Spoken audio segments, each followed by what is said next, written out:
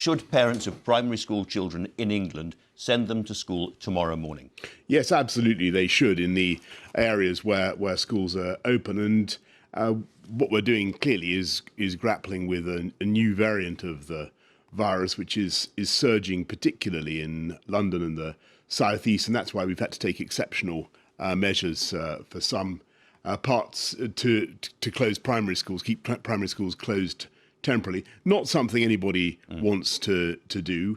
Look, I understand people's frustrations, I understand people's anxieties, but there is no doubt in my mind that schools are safe. We're entirely reconciled, and this is the crucial point, we're entirely reconciled to doing what it takes to get the virus down. Let's talk about the AstraZeneca vaccine. That may involve tougher measures. The situation that schools find themselves in is extremely serious, and we've asked the government really to put safety ahead of politics, to change course, to get ahead of this virus and its transmission in schools. And we believe that the only credible response right now is to move immediately to remote learning for children up and down the country.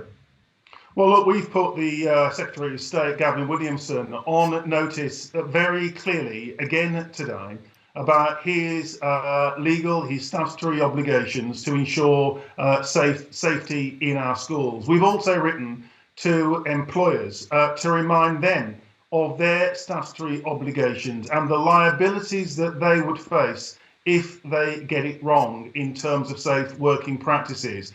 We can't have a situation in which government has disregard of the law and those statutory obligations, or that employers do the same. So the NSWT will do, frankly, whatever it takes to ensure that the safety of our members in schools is protected at this time. But we've been very clear with the government and with employers that it's their responsibility to ensure the safety of our members, but also the safety of children and young people in schools.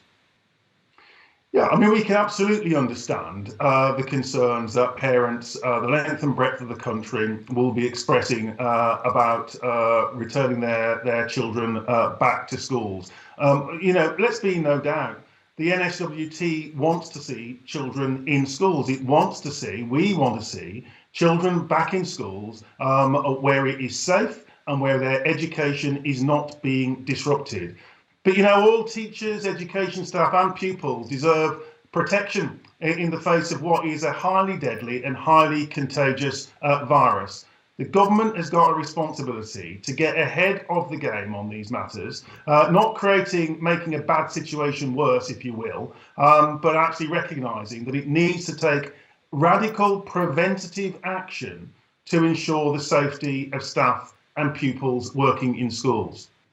And when we've been calling since March of last year for the government to do much, much more to invest in remote education.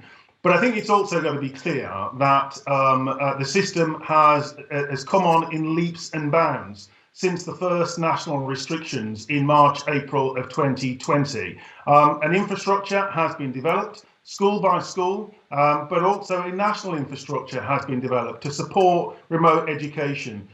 We need to have the confidence around that infrastructure at a time when the health and safety of pupils and of staff is potentially being placed at risk. So we're saying, commit to remote education. Of course, the government needs to put more resources into supporting remote education, but that shouldn't be a reason for not moving ahead with remote education at a time when we have a new variant of this virus, which the government admits is up to 70% more transmissible.